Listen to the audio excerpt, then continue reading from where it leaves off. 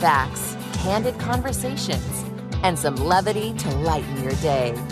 This is the Cale Clarke Show on Relevant Radio.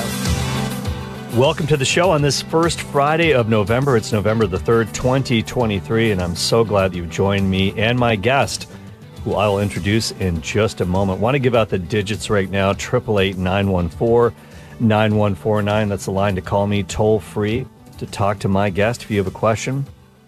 888-914-9149. You can also email the program, Cale, C-A-L-E, at relevantradio.com. That's the way to become a shadow producer of the show. If you got a story, potential guest, an idea for the show, I'd love to hear from you guys. Cale, C-A-L-E, at relevantradio.com. And you can find me on Twitter/X at Cale Clarke, C-A-L-E, Clarke with an E.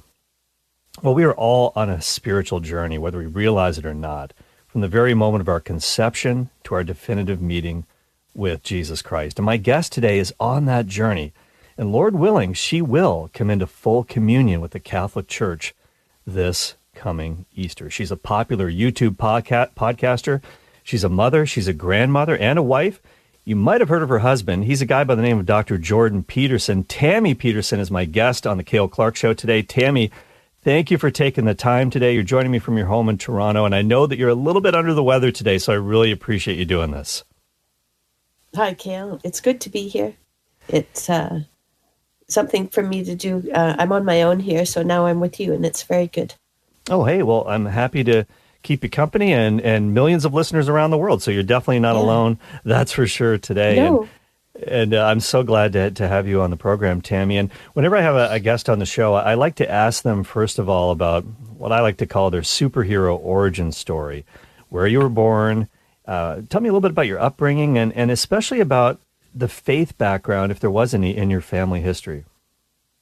Okay, well, I was born in northern Alberta, 400 miles north of Edmonton, in a little place called Fairview. There were about 2,000 residents in Fairview. My dad worked on the Northern Alberta Railway, which is now closed. We were in one of the most northern places, and my dad was a relief agent, so he moved around until he had 4 kids, and then he decided, I think it was time to settle down in one place, and I was the last one, and so we settled in Fairview, and the railway closed, and he took up an insurance and real estate business, and we settled right in there. So, I was the last of 4, and as a little kid, I went to the United Church of Canada. Okay. And I went to, sometimes in the summer, I would go to Bible camp, and I really enjoyed, those little things that kids do, coloring religious coloring books and playing with other kids and learning the stories of the Bible. And I did that pretty much. I went every Sunday until I was about 12. But by the time I was 12, my brother left home when I was 9, my sister left home when I was 10, and then my other sister left home when I was 12. And when they left home, they went 400 miles away. And so I was really at home with my parents. And my parents didn't go to church. My grandmother on my mom's side, right until she, could make it to church, she sung in the choir at the United Church. And my dad's mom played the organ in the United Church in her little town that she grew up. So there was faith in my family for sure. And there was definitely spirituality. My grandmother on my mom's side was a philosophical person, and so she was, and she talked to us about all the things that she thought about, and I think that was pretty good. Now I had a godmother that was my mom's older sister, and she was a school teacher. She taught me. She introduced me to yoga when I was 13, and that seemed like a good fit for me because I was a very active kid. I did all kinds of sports, and this was a physical practice, although there were spiritual components, but of course it was not my religion. So I did my best to practice this with the little understanding that I had of the religion behind it. But I did do it. I practiced yoga every day until I was about 26 years old. Wow. And I went to university. I took a kinesiology degree. I wanted to see whether yoga would be something that I could blend with my education. And I did. I became a massage therapist. So I spent a lot of time listening to people in my practice. You know, it was just me and someone else.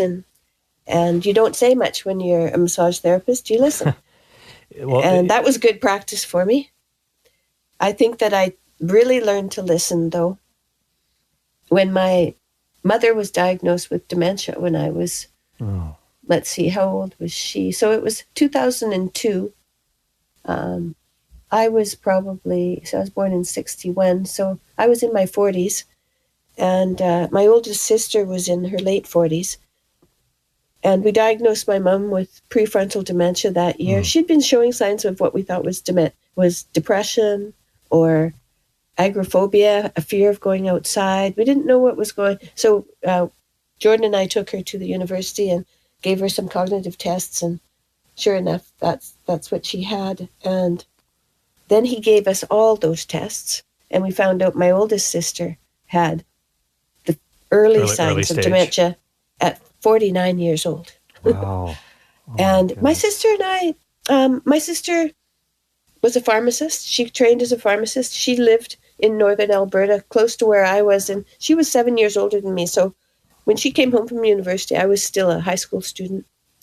And her fiancé died in a car crash, and that was just so tragic. And I was 13 and very idealistic, and I thought that they were Romeo and Juliet. You know, I was living that dream through my sister, and then her boyfriend died, and that was so hard on her. I don't think that she ever really recovered from that, the poor thing.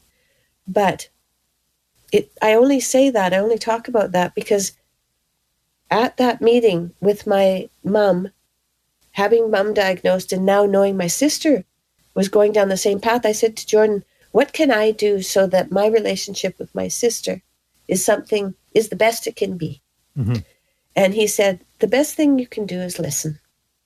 So I set on a path of just listening and not saying anything. And I think I'd probably been somewhat opinionated before that, which had gotten me into trouble. And that weekend I didn't get into any trouble because I was listening. And I thought, isn't that interesting? Yeah, it's amazing. We had a guest on the program on All Saints Day, Cardinal Thomas Collins. I'm not sure if you've ever met him before, but you probably have. No, I haven't. Oh, okay. He's obviously Archbishop Emeritus of Toronto, and he always has these witticisms that he puts in his homilies. And one of the things that he says all the time is that, you know, God gave us 2 ears and 1 mouth. Maybe he wants us to listen twice as much as we speak, just maybe. But it's a sign, isn't it? Yeah, absolutely. And one of the speaking of listening, I know somebody that was very important for you in your life in terms of, as you mentioned, your parents didn't necessarily partake after a little while in religion, but tell me about your great-grandmother who was Polish. Tell me a little bit about her and her impact on you. Okay. Grandma Kowalski. She lived to be about 104. Wow. So I knew her, but I only remember her really once she was in the nursing home. But I did meet her, and I do remember her. Her husband, Joseph, came from Poland and met her in the United States. Okay. I believe in North Dakota, but I think it might have been North Carolina. Anyway, somewhere in northern United States. And they moved to Alberta as homesteaders, as lots of people did at that time. They were farmers. And my great-grandfather, Joseph, he was a slave. He was a Slav. He was working under a landowner. And one of his friends spoke out of line one day, and he and his friend didn't think that was going to go very well. So they took off in the night and came to North America and gave us our freedom. So he was quite a man on his own. But my grandmother, and I didn't know this, she was Catholic. They were Polish. They were Catholics in Poland. But my grandmother changed our religion to Protestant when she was a young woman. As I said, she was a deep thinker, and she probably got herself entangled in feminism and the narrative that goes along with feminism, and saw that, I guess she wanted to put herself in a position of authority. And so she made a decision and she changed our religion. Now, I didn't find that out until I had been sick, very sick. And when I got better, my cousin said she was going to send me something, and she sent me my great-grandmother's rosary. Yeah, I want to talk to you about that in a minute. The very devastating news and illness that you received in 2015. And I did hear about that. Your cousin sent you your great grandmother's rosary by mail, and when you came home from the hospital, you found that package. My guest today on the Cale Clarke Show is Tammy Peterson. And let me ask you this, Tammy. Obviously, your husband Jordan, also from Alberta. How old were you when you met? I was 8 years old. He was probably 7 years old. He's a year younger than I am. So in this small town of Fairview, you knew each other all the way through childhood. Oh, yeah. And we went to school. We were in the same classrooms at school. And we played outside. We were good friends. Yeah, that's amazing that you've known each other virtually all your lives. And as you're getting a little bit older, there's a piece that came out in the Catholic Register in Canada, which is not the same thing as the Catholic Register in the United States. It's a publication out of Toronto. A great piece about you written by Sheila Nonato. And she mentioned something that happened to you when you were 17 years old. You're working at a community pool. I don't know, were you a lifeguard at the time? I was a lifeguard, and I was supervising the swimming pool for the summer. And something happened there, and it kind of made you a little bit cynical, a little bit. Tell me about what happened exactly. Sure. I think it did, and I've only reflected on that recently and realized that I've probably carried that through my life. So when I was 14, I started to go to the swimming pool in an assistant position. When I was 16, I was hired as a lifeguard. And when I was 17, I went as the supervisor of the pool. And so my sisters and my brother had all been lifeguards. And so it seemed like the right thing to do. And we used to have the school kids come from the public school for a swim.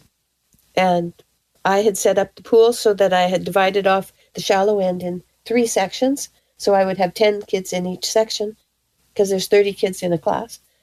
And when they got there and jumped in, it turned out they were grade 1s and they were too short for the pool. And there's a real chance they could drown. Yeah. So I was looking at these kids and I would see their little, so when people don't know how to swim, if they're in water that's too deep, they don't splash around because they don't know what to do. They just stand under the water and look at you. So there's these little kids looking at me, and I'm getting my lifeguards to be plucking them out of the pool. And I didn't have any catastrophes that day, but I went to the town council and I said, well, first of all, I talked to the school teachers and I said, could you please have a parent or a teacher in the water with each of these 10 kids, and then I'll have an easier time making sure everybody's safe. And they came back the next week to swim, and they didn't bring anybody with them. And I thought, well, I'm not doing that again. It was just too dangerous. And so I didn't let them in the pool. And the town council wasn't very pleased with me that I'd turned away the school kids and that's pretty amazing. Me in. I think that's pretty amazing for a 17-year-old to make that call and say, you know what, this isn't safe, and I'm not doing this. I'm not letting these kids in. You took matters into your own hands. Yeah, I guess I did. I was shocked though, because when I went to the town council, they were wanting me to run it the way they wanted to, and I said, I'll run it the way you want me to, but you have to write it down and sign it. And they said, oh, we couldn't do that. You would drown a kid to spite us. And I thought, well, I don't know. And I could have gone back to work and continued to run it the way I wanted, but I was very young and inexperienced, so I quit. I decided that wasn't a job for me. But that experience was, it really jaded my thought about adults, about people in authority. The town mayor was one of the people that was telling me to work in a way that was not going to work for me. And so then it jaded my association with politicians, you know, so it was just this one small experience. Yeah. But, you know, my sister, getting back to my sister for a minute, her boyfriend died when I was 13. She was 21.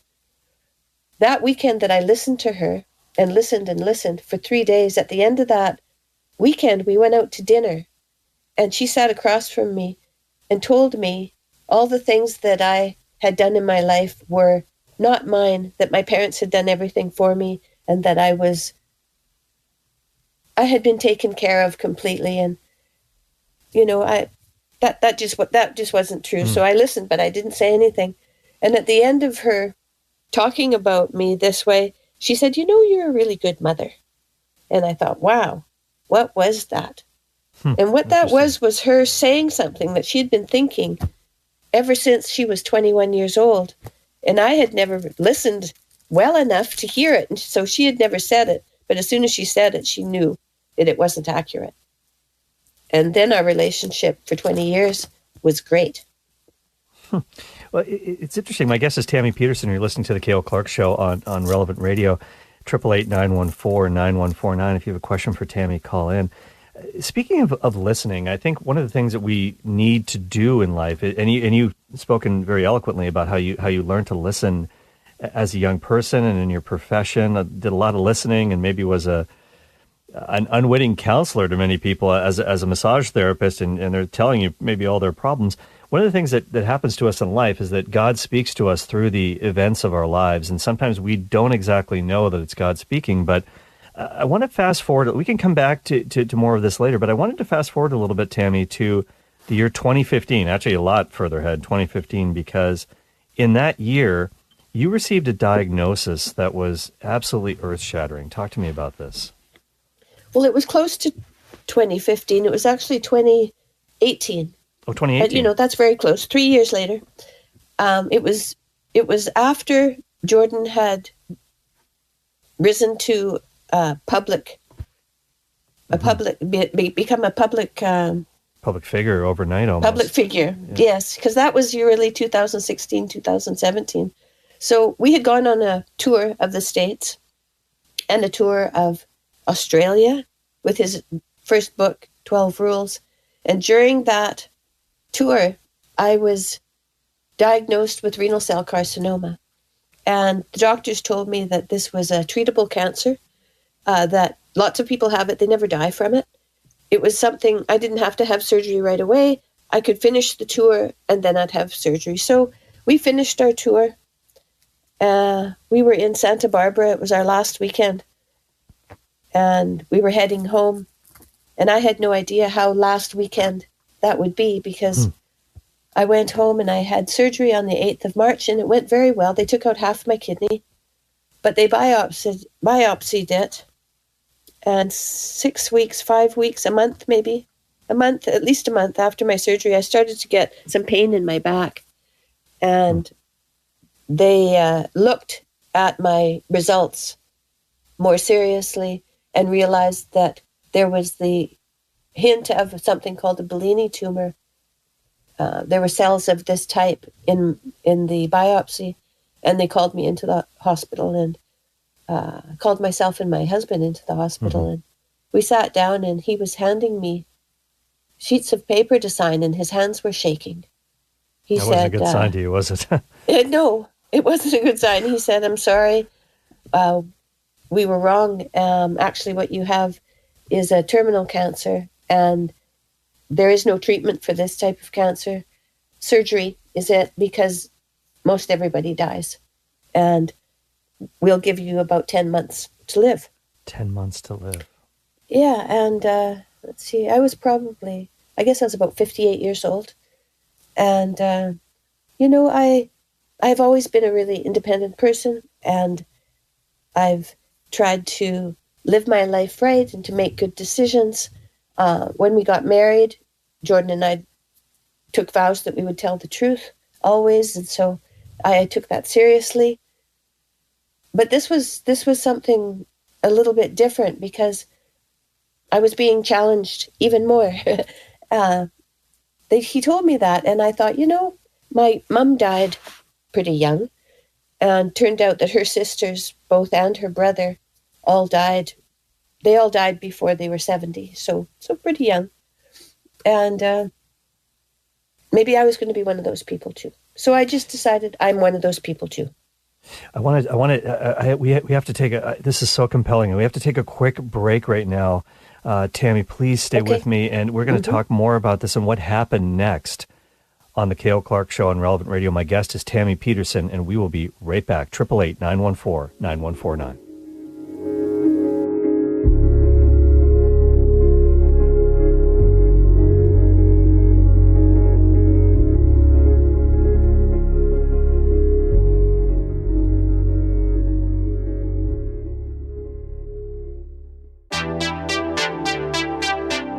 This is the Cale Clarke Show, giving you the confidence you need to bring the faith into everyday life. Welcome back to the program. My guest today is Tammy Peterson, and you can call in if you have a question for her, 888-914-9149. And Tammy, just before the break, you were talking to us about what was happening to you in 2018. You were diagnosed with a rare form of cancer and given 10 months to live. And while all of this is happening, Tammy, your husband, Dr. Jordan Peterson, is rocketing to major international fame. How much stress were you guys under as a couple? Because I'm sure that this fame, although wonderful, came with a whole lot of challenges that maybe you guys weren't expecting, scrutiny, maybe people recognizing you guys on the street. And obviously, he became a very controversial figure at the University of Toronto for pushing back against what he called compelled speech and being forced to use gender-based pronouns. He's like, I'm not going to do that. And that's really what kind of got him on the radar. And I don't know if at this time were students staking out your home or maybe fans of Dr. Peterson's, and at the same time you're in the hospital. What was going on, and how did all this affect your marriage even? That's like six questions in one. Sorry, but that's okay. The first while when he was still, because he taught for a semester after the compelled speech issue happened. He taught, that was in the fall, and he taught January to April. And I was kind of concerned for our house. I was concerned about someone throwing a rock through our window or something, it seemed. But nothing like that happened. One person came by on garbage day and dumped over our garbage bins and yelled at me, and I just went outside and yelled, God be with you, as she went away. That's a great comeback. Yeah, that's about the only one you can give, I think. Yeah, absolutely. But we had our challenges. There's no doubt about it. It was very hard on Jordan. He lost his career at the university. He also lost his clinical practice because he had become too famous to be a clinical psychologist. It wasn't fair to them, to his clients, to be seeing someone with that much notoriety. It just didn't work. And luckily, he had started a business when he was at Harvard, because when we were in Boston, I didn't have a green card, so I couldn't work. So I stayed home with my kids, and we hardly had any money. We couldn't have magazine subscriptions or go out for dinner. We didn't have any money. And so he took on another job. But what he did was he developed a business, and that business sustained him through that time. And so although it was challenging, it didn't completely sink us. And that would have been very stressful. And I understand that people who are, say right now, doctors or different people that are in professions where their colleges can come after them, as the college has come after my husband.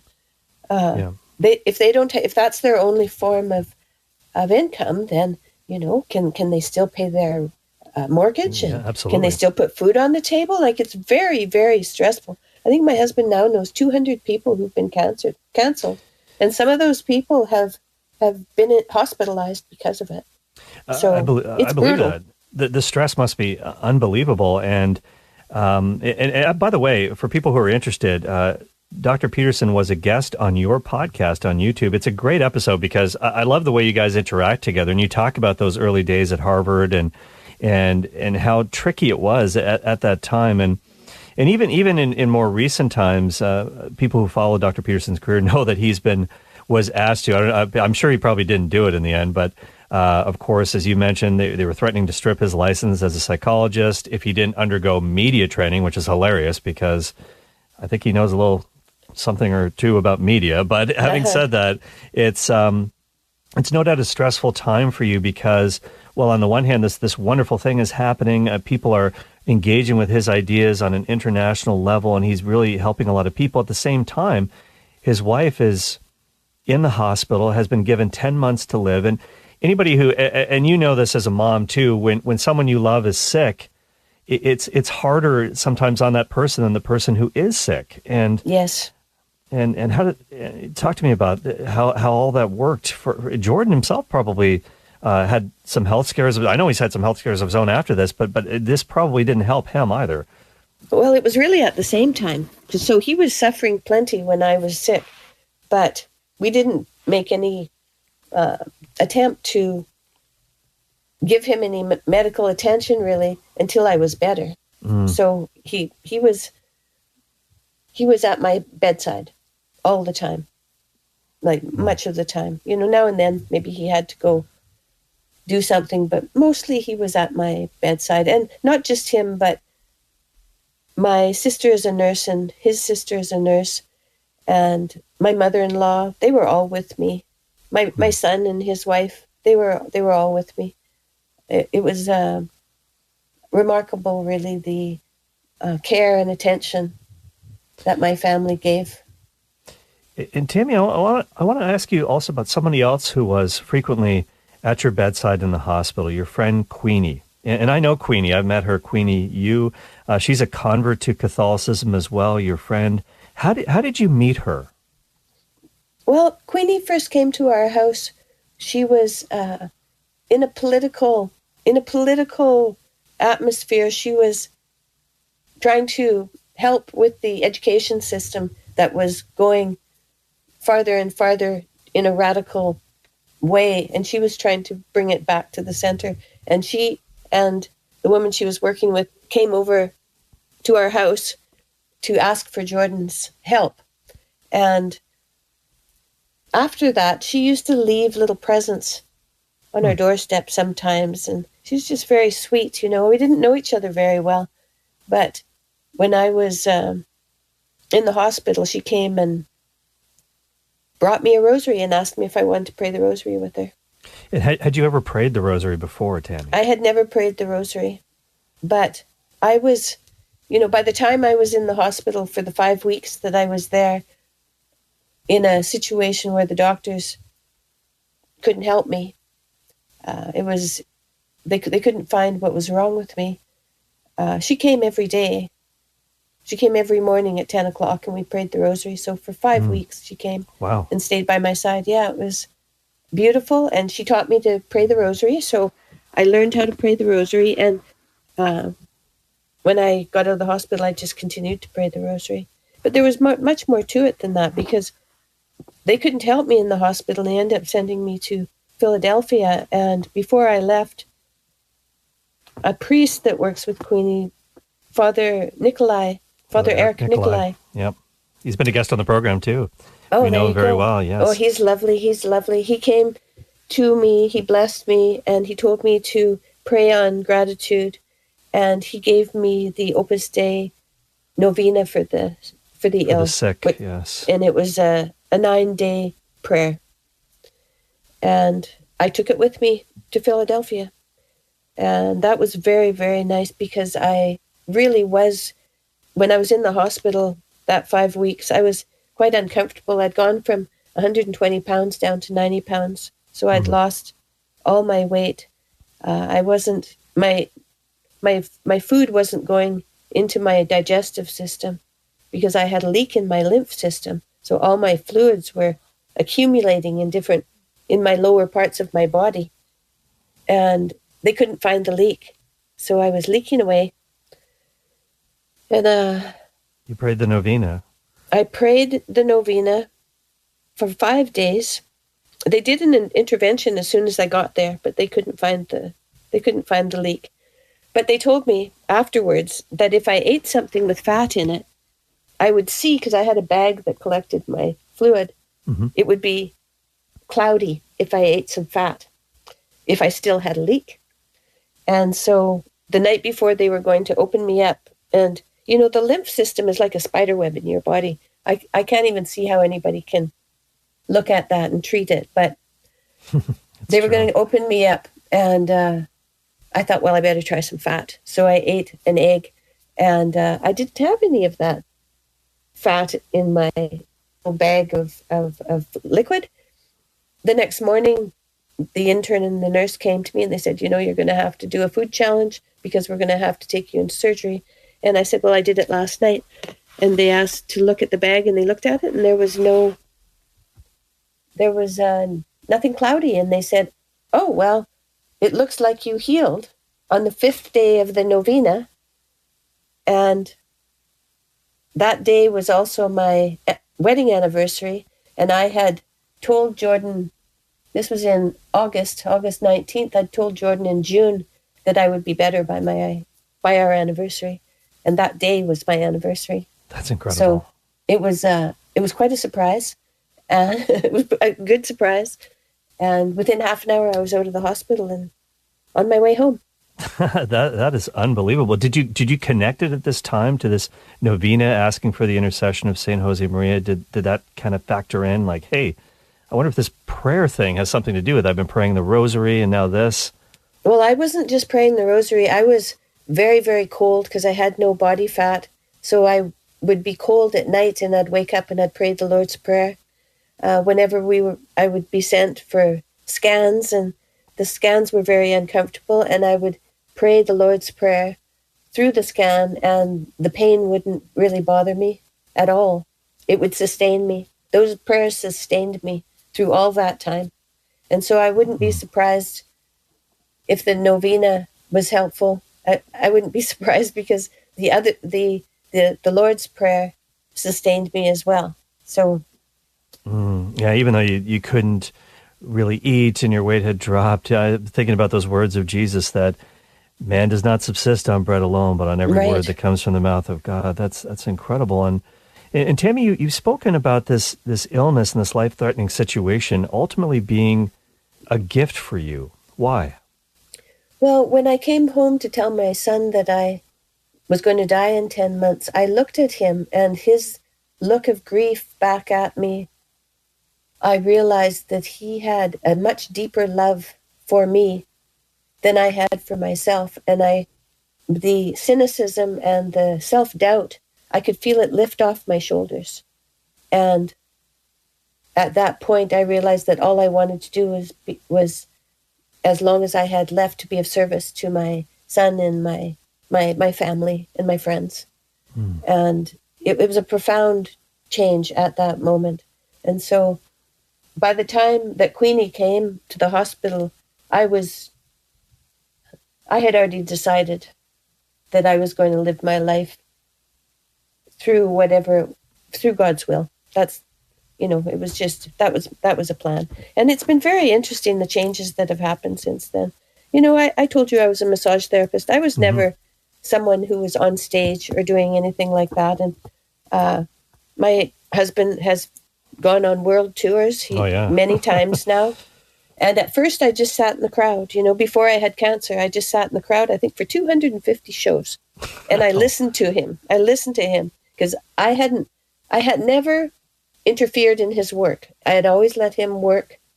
Once he went up into his office and shut the door, I never went up there and bothered him. And I didn't go to his university classes, so I didn't know. But I sat in the theater for 250, and I listened and I learned. And I think when I experienced this religious experience, I had been learning about the Bible through him for a whole year and a half by then. And I think that was partly what happened that day. But I was ready, you know. I mean, I was ready to get on my knees. That's all there is to it, you know. There's something between the love between a parent and a child. A mother's love for her child is, you know, complete. It's complete. But I didn't understand that I had to make sure that I had that kind of reverence for myself as well. Huh. And since I've realized that, now I get up on stage and I go out and I introduce Jordan. Before I go out on stage, I ask God for courage and strength so that I can go out there and be the best person I can be. And I'm not afraid when I do that. I'm not afraid at all. And I started a podcast. I never would have started a podcast. I was a massage therapist, you know, but I love having a podcast. I love talking to people, and it's one-on-one again, so I like that. But it's public, and I'm getting into issues now that are important, and I feel that God saved me for a purpose, and that I need to I actually prayed to God. I said, if you save my life, I promise I'll speak publicly. So here I am. I don't have any choice now. You're doing it fearlessly and courageously. And you can find, by the way, Tammy Peterson's podcast on YouTube and check out some of the video interviews that she's done with some of the incredible guests that she's had on the show. What a compelling, gripping story about how you discovered God's love. I'm just really enjoying hearing about this. And we'll have much more with Tammy Peterson. Got to take another quick break right now on the Cale Clarke Show, but we will be right back with more. 888-914-9149. We'll be right back. This is the Cale Clarke Show, giving you the confidence you need to bring the faith into everyday life.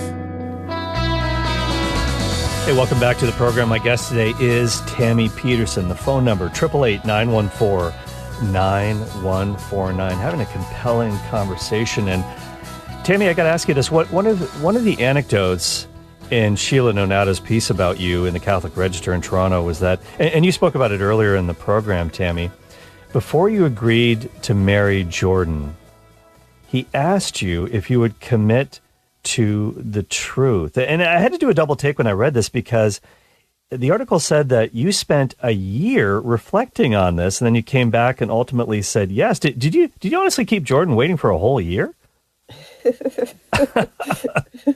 That's a good question. He asked me to marry him 3 times. 3 times. And I always said, well, I don't think yet. I don't think we're ready yet. And are you ever really ready for marriage? I don't think we were. I don't think we were, but we eventually were. Yeah, he said, when I had finally decided I was going to marry him, that I had been putting this off for no good reason. It was time to get on with it. He told me, if we're going to be married, you have to tell the truth. And I was finishing my university degree in Ottawa. He was in Montreal, so that's only a 2-hour drive away. Not too far. And so I went home to finish my degree. And when I was done, my parents came out to my graduation and drove me to Montreal. And they knew Jordan, of course, because they'd known him since he was 7 years old. Yeah, since you guys are kids, yeah. Yeah. And I just think it's interesting that he said, hey, if we're going to be married, you've got to commit to the truth. And I see this quality in both of you. I've seen interviews with Jordan where, and I know that you guys aren't necessarily in the same place right now when it comes to faith, but I know he's a passionate seeker after truth, obviously. I've seen him break down in interviews, and it's real emotions, not feigned at all, when he's talking about Jesus. And what I wanted to ask you, Tammy, is that obviously your search for truth has led you to the Catholic Church. And obviously Jordan's not there with you right now, and I don't want to ask you about him because his journey is personal too, but what has it been like for you to be married to somebody who's not yet where you are when it comes to Catholicism? Well, I don't think that, your kids, your husband are anywhere in exactly the same place anybody else in the family. You know, we all have our own journeys. Yeah. And what's magic about that is to be there and to witness everyone's journey as well as our own. You know, so it doesn't, you know, Jordan, he's an intellectual. He's got a very deep understanding of philosophy, and now he's written a book called We Who Wrestle with God, and it's really Bible stories and essays about what it means. And so this book that is coming out in March of 24 is much more religious than any book he's written before. Yeah. So, you know, he's developing his faith. I'd say he's developing his faith. Yeah, well, I guess we all are for sure, and Yeah. I'd love to talk to him about this one day, because I have a scripture show called The Faith Explained that airs every day on Relevant Radio, and I delve into the scriptures, and I know he loves talking about the Bible as well, and so Jordan's on his journey, as you mentioned. Children are on their own journeys too. How have your children, Michaela and Julian, how have they reacted to your newfound faith? What are their thoughts on it?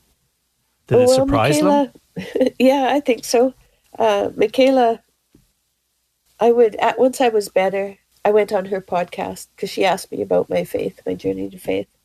And I would call her now and then, just telling her what that day had been like for me and what I'd learned that day, because God gives you something to learn every day. And she would say, no, you know, I'm not there yet, Mom. And you know, that was okay with me because I was just sharing what I was learning. And Jordan was very, very ill still at that time. And Michaela, I think, was very, very worried about him. And she, one night, decided she would pray. And so she spent the night praying. And the next morning when she called, we had made the changes in his care that she was concerned with. And she found that occurrence surprising enough that she felt that God had intervened in her life. And so Michaela has faith for sure, and she's exploring that further and further. And I would say my son, you know, you see these little things people do. You know, he was on his way to hockey. He likes to play hockey. He has two little kids. They're 3 and 1, and he has a business. He's an entrepreneur, so he's busy. He's a busy guy. But he likes to play hockey and he likes to play the guitar. And these are these things that he does. But when you have little kids like that, it's pretty busy. And he was on his way to hockey and thinking about how little time he had. And then he paused, and a thought came to him saying, you know, these little kids, they need you. And like right now, this is what's happening in your life right now. And he saw that as an opportunity to let go of all those expectations that he was pulling along with himself and to just devote himself to his kids. And his wife said he's just been a joy to be with ever since. So everybody's got their own journey, and I'm just here to witness it. I love that. And for those listeners who don't know, Michaela has quite a podcast of her own, and she's a pretty well-known figure, kind of catching up to her dad in that sense. And so are you, obviously, Tammy, with your podcast. You're getting going with that, and I'm going to ask you about this in just a second. But I wanted to ask you about the longevity of your marriage. You've been married for more than 30 years to Jordan. What's the secret to the success of your particular marriage? Well, telling the truth is the first success. That breeds success, because you don't keep things in the dark. Say what you need to say. Get it out there on the table so you can discuss it. And the other thing is, when we were first married and we had Michaela, she was our first baby, Jordan felt that he had been abandoned once I was with the baby because I was very busy. And he came to me and he said that I wasn't paying enough attention to him. And I'm sure I wasn't, because I was very busy. And I suggested that we plan some dates, and he didn't think that sounded very spontaneous. So, but he decided, he paused and decided that I might know something about this. So he decided he would try that. And we've had a date practice. And, you know, it's a good thing. And we always outlined how to have a date, you know. First of all, you have to decide when you're going to have the date. And once you've decided, you have to honor that. And so say I am tired one day when he asks me if I want to have a date, then I could say no that day, but he wants to have the date the next day. If I say yes, I have to prepare myself to make myself the best person I can. So maybe I have to have a little nap in the day to make sure that I'm not overtired for the evening. You know, have a shower. We both have a shower. His job was to tidy up the living room, fluff the pillows, light some candles, put on some music, and I would have a shower, get dressed in something nice, and we would dance. Oh, and that's so beautiful. Yeah, and we didn't really know how to dance. We weren't very good dancers.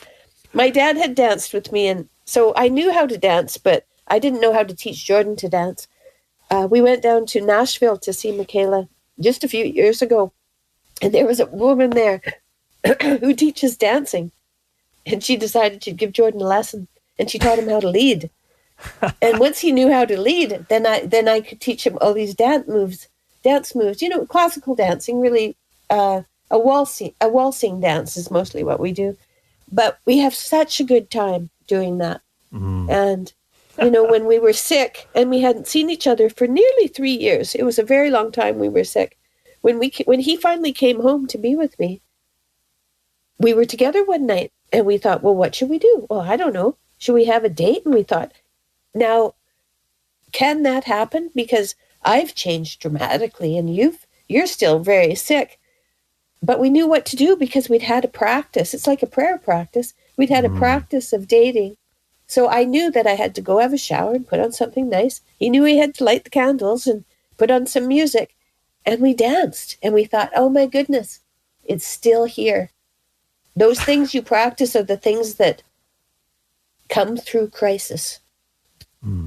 Yeah, I love that story because just on so many levels. And that's why it's so important, even in our great love relationship with God, to have this practice of prayer, these special times together. And maybe you want to light a candle when you pray, maybe you don't, but that's what's going to get you through the crisis, the routines that you have and that practice. And I just think that is an incredible analogy for our faith life, but also for those of us who are married, that is really inspirational because in the busyness of life, with everything that's going on, you have to intentionally make time for one another, and that's really the foundation of the family. And thank you for sharing that story. That's a beautiful personal story. And hey, we should see some YouTube videos of you got me. You have to do this on the podcast with Jordan. Cut the rug for us, dance for a little bit, show us your moves.